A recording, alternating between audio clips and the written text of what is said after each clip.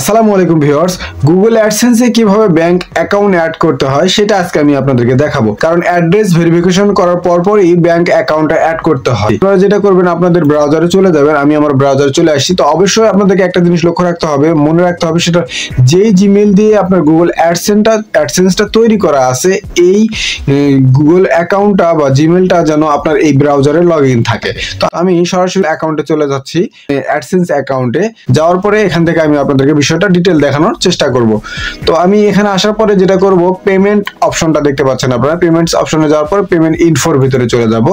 যাওয়ার পরে এখান থেকে আমি ইউটিউবের যে অপশনটা এটা সিলেক্ট করে নেব। দেখতে পাচ্ছেন একটা হচ্ছে অ্যাডসেন্স, একটা হচ্ছে ইউটিউব। তো আমি ইউটিউবের এটাতে চলে যাব, যেহেতু আমার ইউটিউব থেকে আমি আর্ন করে থাকি।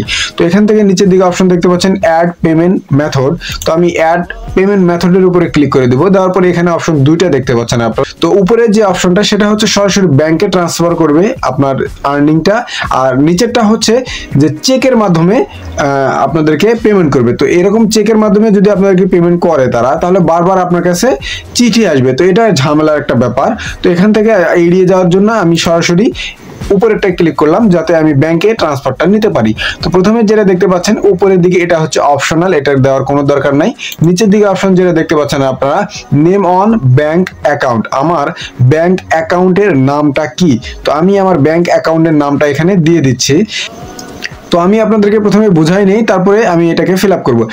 তারপরে নিচের দিকে দেখতে পাচ্ছেন যে ব্যাংক নেম, অর্থাৎ কোন ব্যাংক অ্যাড করবেন, যেমন city bank, Dutch Bangla bank, ইসলামী ব্যাংক। তো আমি সিটি ব্যাংকটা অ্যাড করব, ঠিক আছে। তারপর নিচের দিকে দেখতে পাচ্ছেন সুইপ বিআইসি। এটা মূলত আপনারা যেটা করবেন, সুইপ কোড, প্রত্যেকটা ব্রাঞ্চের একটা করে সুইপ কোড থাকে। এই সুইপ কোডটা আপনার প্রয়োজনে আপনাদের ব্যাংকের ম্যানেজারের সঙ্গে কথা বলে তারপরে সুইপ কোডটা ম্যানেজ করে এখানে দিয়েন। অবশ্যই সুইপ কোডটা ভুল দেওয়া যাবে না।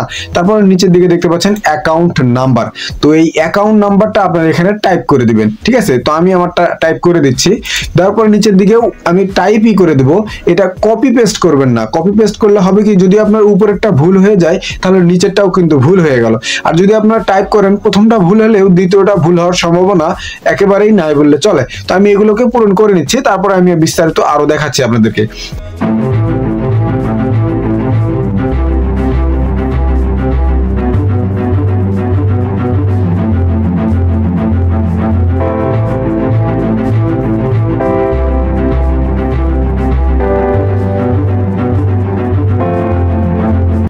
ওকে, তো আমি দেখতে পাচ্ছেন সবকিছু ঠিক করে নিয়েছি, অর্থাৎ আমার যে ইনফরমেশন গুলো আমি হাইড করে দিয়েছি, কারণ এটা সিকিউরিটি পারপাসে আমি এটা হাইড করে দিয়েছি।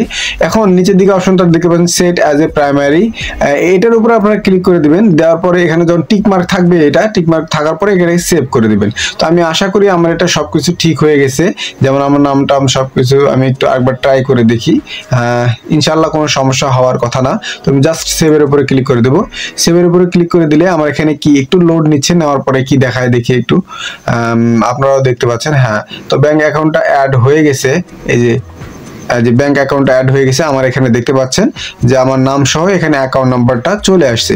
তো আমি আবার যদি এটাতে ক্লিক করে দেখি এটাতে কি দেখায়, তো এখানে দেখেন অলরেডি আমার এটা সিলেক্ট হয়ে গেছে। তো আমি চাইলেও এটাকে এডিট করতে পারি। যেমন এখানে যদি এডিটের উপরে প্রেস করি, তাহলে এখানে দেখতে পাচ্ছেন যে এটা তো অপশনালি, আর যেগুলো আছে সবকিছু ঠিক আছে। তো এখানে এটাও ইন্টারনাল, এটারও দরকার নাই, সবকিছুই ঠিক আছে। এটা এডিট করার কোনো প্রয়োজন আছে বলে আমি মনে করছি না। তো আশা করি, তো বন্ধুরা, আশা করি ভিডিওটি ভালো লেগেছে। ভিডিও ভালো লাগলে অবশ্যই লাইক করে দেবেন, আর চ্যানেলে নতুন হয়ে থাকলে চ্যানেলকে সাবস্ক্রাইব করে দিন পরবর্তীতে এই ধরনের ইন্টারেস্টিং ভিডিও পাওয়ার জন্য। আজকের ভিডিও এখানে শেষ করছি। আসসালামু আলাইকুম।